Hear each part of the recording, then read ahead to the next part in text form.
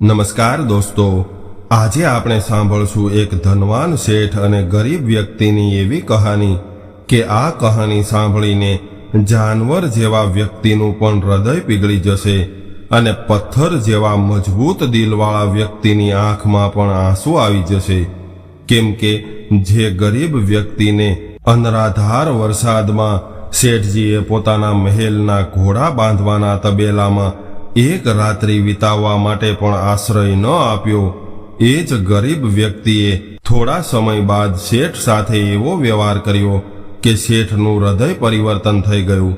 શેઠનું હૃદય પરિવર્તન કેવી રીતે થયું એ આપણને આ કહાનીમાંથી જાણવા મળવાનું છે. તો મિત્રો, આજની કહાની ખૂબ શિક્ષાપ્રદ અને જ્ઞાનવર્ધક કહાની બનવાની છે, એટલે તમને વિનંતી છે કે આ કહાની અંત સુધી ધ્યાનથી પૂરી સાંભળજો અને અમારી સાથે જોડાયેલા રહેજો. તો ચાલો શરૂ કરીએ આજની કહાની. મિત્રો, એક નગરમાં ખૂબ ધનવાન શેઠ રહેતો હતો.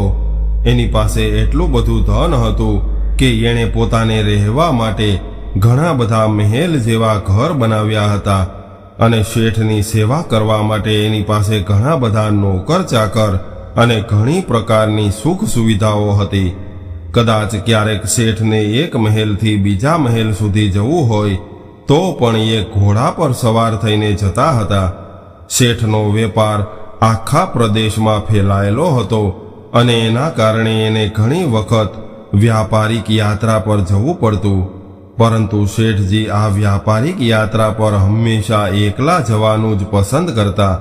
એ ક્યારેય પોતાની સાથે કોઈ નોકર અથવા તો કોઈ અન્ય વ્યક્તિને લઈને નહોતો જાતો. આ યાત્રાઓ કરતા સમયે એને ઘણી વખત ગાઢ જંગલોમાંથી નીકળવું પડતું અને ઘણી જગ્યાએ એને રોકાવું પડતું. શેઠને પોતાના કોઈ પણ નોકર પર વિશ્વાસ નહોતો, એટલા માટે શેઠ હંમેશા એકલા જ યાત્રા માટે નીકળી પડતા. આવી રીતે શેઠનો સમય વીતી રહ્યો હતો. એક સમયની વાત છે, રાત્રિના સમયે શેઠ પોતાના મહેલના દરવાજા પાસે ચાલવા નીકળ્યા હતા. ત્યારે એને સામેથી આવતો એક વૃદ્ધ વ્યક્તિ જોવા મળ્યો. એ વ્યક્તિના કપડાં ખૂબ જૂના અને ફાટેલા હતા અને માથા પર એક પોટલી હતી. જ્યારે આ વૃદ્ધ વ્યક્તિએ શેઠને જોયા ત્યારે એના માથા પર રાખેલી પોટલી નીચે રાખી દીધી અને શેઠને પ્રણામ કરીને કહેવા લાગ્યો કે શ્રીમાનજી, હું ખૂબ થાકી ગયો છું, એટલે તમે આજ્ઞા આપો તો હું અહીંયા એક રાત્રિ માટે આરામ કરી લઉં. આ વૃદ્ધ વ્યક્તિની વાત સાંભળીને શેઠજીએ એવું કહ્યું કે આ મારો મહેલ છે, આ કોઈ ધર્મશાળા નથી. ત્યારે એ વૃદ્ધ વ્યક્તિ કહેવા લાગ્યો કે હું તો તમારા ઘોડા બાંધવાના તબેલાની બહાર પડ્યો રહીશ અને સવાર થતાં જ અહીંથી નીકળી જઈશ. ત્યારે શેઠજીએ કહ્યું કે અહીંયા તમારી દેખભાળ કોણ કરશે? એટલે એ વૃદ્ધ વ્યક્તિએ એવું કહ્યું કે મારે કોઈ પણ વસ્તુની કોઈ આવશ્યકતા નથી, એટલા માટે મારી દેખભાળની કોઈ જરૂરિયાત નથી. ત્યારે શેઠજીએ કહ્યું કે અમને શું ખબર કે તમે કોણ છો, એટલે તમારું ધ્યાન રાખવા માટે મારે રાતભર એક વ્યક્તિને અહીંયા રાખવો પડશે. એટલે આ વૃદ્ધ વ્યક્તિએ એવું કહ્યું કે મારું ધ્યાન રાખવા માટે એક વ્યક્તિને અહીંયા કેમ રાખવો પડશે? ત્યારે શેઠજીએ કહ્યું કે આવું એટલા માટે કરવું પડશે કે રાત્રિના સમયે તમે અહીંથી કોઈ વસ્તુ ઉઠાવીને ભાગી ન જાઓ, એટલા માટે. આવું સાંભળીને આ વૃદ્ધ વ્યક્તિ શેઠજીને રામ રામ કહીને પોતાની પોટલી પાછી માથા પર રાખીને ત્યાંથી ચાલવા લાગ્યા. રાત્રિનો સમય હતો, આકાશમાં વાદળ છવાયેલા હતા અને વરસાદ આવી રહ્યો હતો. તોફાન આવવાનો ડર હતો અને આ વૃદ્ધ વ્યક્તિ ખૂબ થાકી ગયેલો હતો. એના હાથ પગ કામ નહોતા કરતા અને આવી સ્થિતિમાં એનું ચાલવું એ પણ ખૂબ કઠિન હતું. પરંતુ શેઠના આવા શબ્દોએ એને એટલા બધા ઘાયલ કરી દીધા કે એણે હવે આ નગરના કોઈ પણ વ્યક્તિ પાસે જઈને વિશ્રામ કરવાનું પૂછવાનો વિચાર પણ છોડી દીધો હતો. ત્યારે જ અચાનક જોરદાર વરસાદ થવા લાગ્યો. જેવી રીતે રાત્રિનો અંધકાર વધતો જઈ રહ્યો હતો, એવી જ રીતે આ વૃદ્ધ વ્યક્તિ પણ પોતાના માથા પર પોટલી લઈને આગળ ચાલી રહ્યો હતો. ધીરે ધીરે સમય વીતવા લાગ્યો અને થોડા દિવસ બાદ આ શેઠ પોતાના મિત્રો અને અન્ય લોકો સાથે જંગલમાં શિકાર ખેલવા માટે નીકળી પડ્યા. શિકાર ખેલતા સમયે એણે પોતાનો ઘોડો એક હરણ પાછળ દોડાવી મૂક્યો. ઘણી બધી કોશિશ કર્યા બાદ પણ હરણ એના હાથમાં ન આવ્યું અને આ બધી દોડધામ કરવામાં શેઠ પોતાના સાથીઓથી આગળ નીકળી ગયા. ગાઢ જંગલ હતું અને આવા ગાઢ જંગલમાં ઘૂસી જવાના કારણે શેઠજી પોતાના નગરનો રસ્તો ભૂલી ગયા હતા. લગભગ ઘણા કલાકો સુધી જંગલમાં ભટકતા રહ્યા અને હવે રાત થઈ હતી એટલે આંધી અને તોફાન આવવા લાગ્યું. હવે આ જંગલમાં કોઈ પણ એવો વ્યક્તિ નહોતો કે એ શેઠની મદદ કરે. હવે શેઠજી થાકી ગયા હતા અને જ્યારે એને કોઈ રસ્તો નજરમાં ન આવ્યો ત્યારે એ એક વૃક્ષના થડ પાસે જઈને બેસી ગયા. બરાબર એ જ સમયે તોફાન એટલું બધું વધવા લાગ્યું હતું કે જંગલના વૃક્ષો પણ તૂટી તૂટીને નીચે પડવા લાગ્યા. તોફાનના કારણે અંધારું વધવા લાગ્યું અને પ્રકૃતિના આવા પ્રકોપથી ગભરાઈને શેઠનો ઘોડો પોતાના બચાવ માટે જ્યાં ત્યાં ભાગવા લાગ્યો. હવે ઘોડાનો માલિક શેઠજી એટલો બધો થાકી ગયો હતો કે એને હોશ નહોતો. થોડી વાર બાદ તોફાન ઓછું થયું અને આકાશ હવે સાફ થઈ ગયું હતું. ત્યારે શેઠજીએ જોયું કે એનો ઘોડો ત્યાંથી ગાયબ હતો. શેઠજીએ એ ઘોડો ઘણી બધી કિંમત આપીને ખરીદ્યો હતો અને એ એના ઘોડાને ખૂબ પ્રેમ કરતો હતો. એને પાળવા માટે શેઠજી ઘણો બધો ખર્ચો કરતા હતા. હવે તો શેઠને ઘરે પહોંચવાની કોઈ આશા નહોતી રહી અને એવું કહેવાય છે કે સવાર થવાની આસપાસ રાત્રિનો અંધકાર ખૂબ વધી જાય છે. હવે શેઠજી ખૂબ દુઃખી અને નિરાશ થઈ ગયા હતા. ત્યારે જ એને દૂરથી કોઈ વ્યક્તિ આવતો હોય એવું જોવા મળ્યું. પહેલા તો એ વ્યક્તિને જોઈને શેઠજી ચોંકી ગયા અને વિચારવા લાગ્યા કે કદાચ આ વ્યક્તિ કોઈ ચોર અથવા ડાકુ હશે તો એ અહીંયા આવીને મને લૂંટી લેશે. પરંતુ એ વ્યક્તિએ શેઠની પાસે આવીને નમસ્કાર કર્યા અને શેઠની સામે હસવા લાગ્યો. હવે શેઠના મનમાં આશાનું કિરણ પ્રગટ થયું. ત્યારે થોડું હસીને આ વ્યક્તિએ શેઠને એવું કહ્યું કે તમે આટલા બધા કેમ ગભરાઈ રહ્યા છો? શું તમે તમારા સાથીઓથી અલગ થઈ ગયા છો એટલે, કે પછી રસ્તો ભૂલી ગયા છો એટલે, કે પછી કોઈની સહાયતા નથી મળી રહી એટલા માટે? ત્યારબાદ શેઠજીએ પોતાની આખી કહાની આ વ્યક્તિને સંભળાવી દીધી અને આ વ્યક્તિએ જ્યારે શેઠની આખી કહાની સાંભળી ત્યારે એને શેઠ પર દયા આવી ગઈ અને એ શેઠને લઈને પોતાની ઝૂંપડીમાં ગયો. ત્યાં જઈને એણે શેઠને એવું જણાવ્યું કે હું મારા માતા પિતા સાથે રહું છું અને જે કંઈ પણ સૂકો રોટલો અમે ખાઈએ છીએ એ તમે પણ ખાઈ લેજો અને અહીંયા જ રોકાઈને આરામ કરજો. ત્યારે શેઠજીએ કહ્યું કે એ બધું તો ઠીક છે, પરંતુ મારા ઘોડાનું શું થયું હશે? ત્યારે એ વ્યક્તિએ કહ્યું કે સવાર થતા પહેલા જ હું તમારા ઘોડાને કોઈ પણ રીતે શોધી લઈશ. ત્યારે શેઠજીએ કહ્યું કે મારા ઘોડાને તમે કેવી રીતે શોધશો? અહીંયા તો ગાઢ જંગલ છે અને આટલો બધો અંધકાર છે, તો પછી તમે કેવી રીતે શોધી શકશો? ત્યારે એ વ્યક્તિએ એવું કહ્યું કે હું આ જંગલના દરેક રસ્તાથી પરિચિત છું. ત્યારે શેઠજીએ કહ્યું કે તો પછી તમે મારા સાથીઓને પણ શોધી શકશો? ત્યારે એ વ્યક્તિએ એવું કહ્યું કે કદાચ એ લોકો આ જંગલમાં હશે તો હું અવશ્ય એને શોધી લઈશ. આવો જવાબ સાંભળીને આ અમીર શેઠને ખૂબ સંતોષ થયો. એના મનમાં ખૂબ આશા જાગવા લાગી અને હવે શેઠજી પૂરી રીતે નિશ્ચિંત થઈ ગયા હતા, પરંતુ એ હજુ સુધી સૂતા નહોતા. ત્યારે જ આ વ્યક્તિએ શેઠજી સામે એક દૂધનો કટોરો લાવીને રાખી દીધો. આ જોઈને શેઠજીએ કહ્યું કે આ શું છે? ત્યારે એ વ્યક્તિએ કહ્યું કે શેઠજી, આ અમારી બકરીનું દૂધ છે, હું તમારા માટે લાવ્યો છું. ત્યારે શેઠજીએ કહ્યું કે તમારી પાસે કેટલી બકરીઓ છે? એટલે એ વ્યક્તિ બોલ્યો કે મારી પાસે તો ફક્ત એક બકરી છે. ત્યારે શેઠજી બોલ્યા કે શું એક બકરી આટલું બધું દૂધ આપે છે? આ દૂધ તો એક શેરથી વધારે નહીં હોય, એટલે તમે પણ પીવો. ત્યારે એ વ્યક્તિએ કહ્યું કે નહીં, મારા પિતાજીએ કહ્યું છે કે આજનું જેટલું પણ દૂધ હોય એ દૂધ કેવળ અતિથિ સેવા માટે વાપરવાનું છે, એટલે આજે અમારે દૂધ નથી પીવાનું. ત્યારે શેઠજીએ કહ્યું કે આવું શા માટે?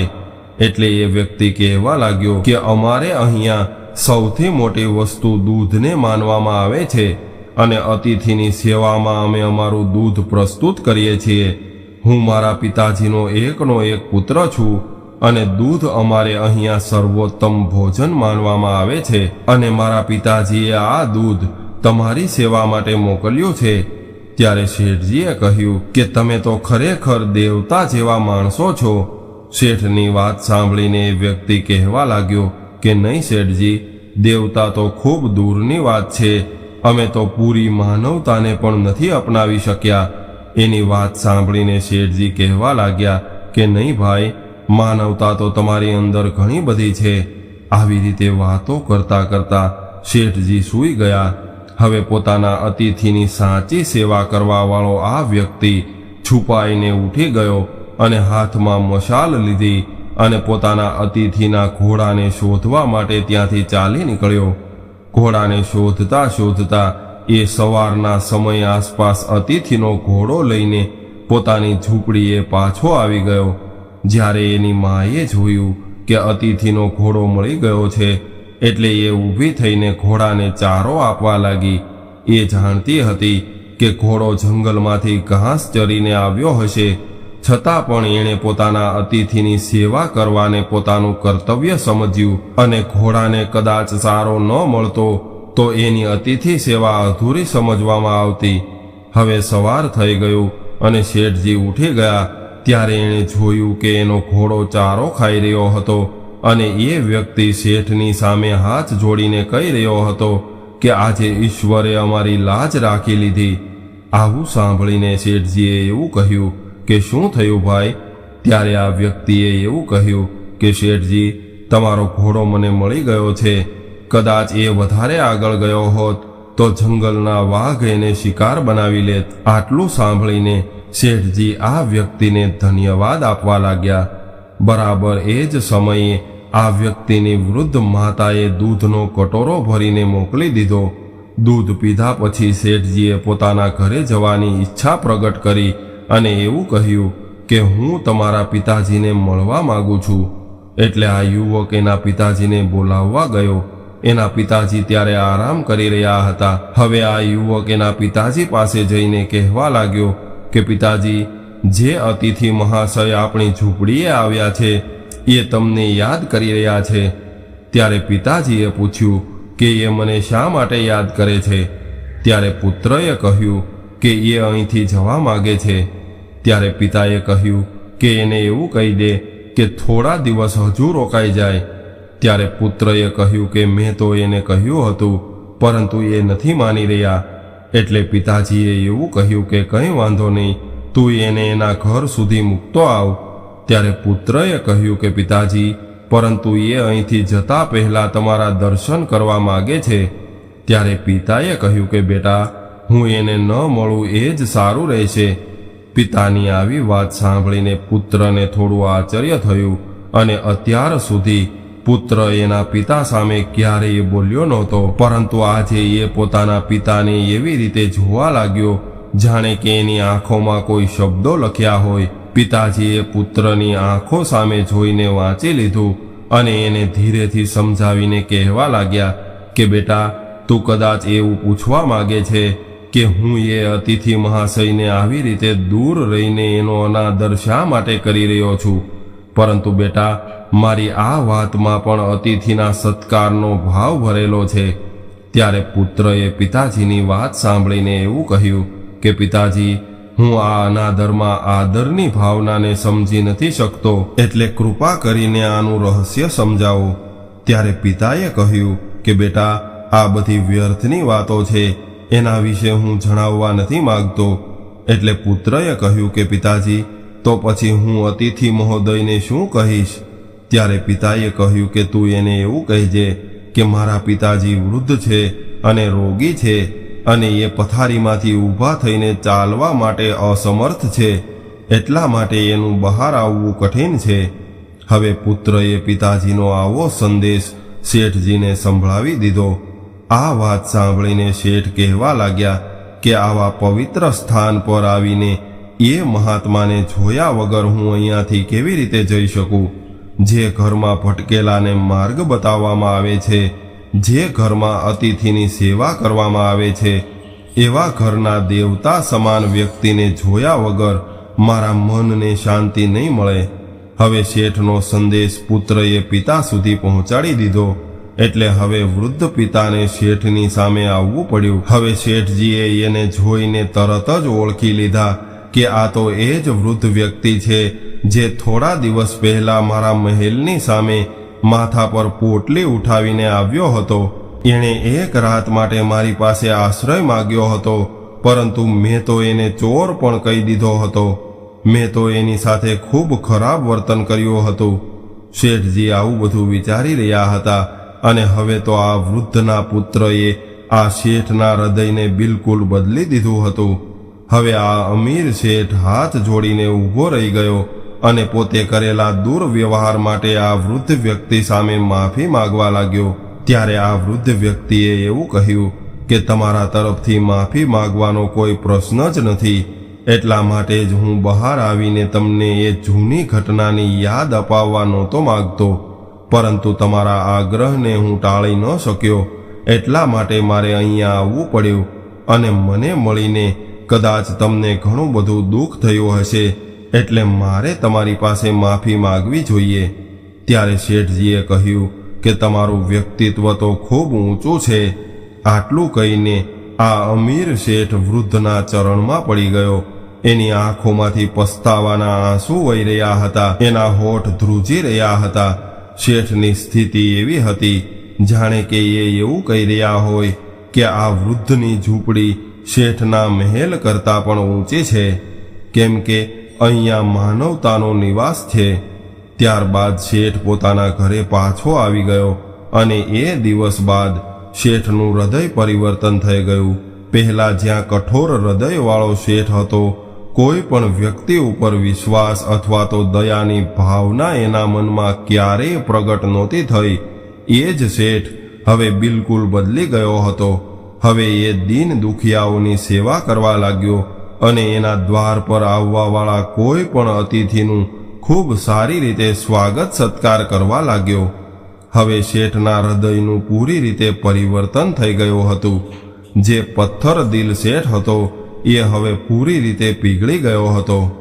મિત્રો, આ કહાની તમને કેવી લાગી કોમેન્ટ કરીને જરૂર જણાવજો અને પસંદ આવી હોય તો વિડીયોને લાઈક, શેર અને નવા હોય તો ચેનલને સબસ્ક્રાઇબ જરૂરથી કરજો. હર હર મહાદેવ.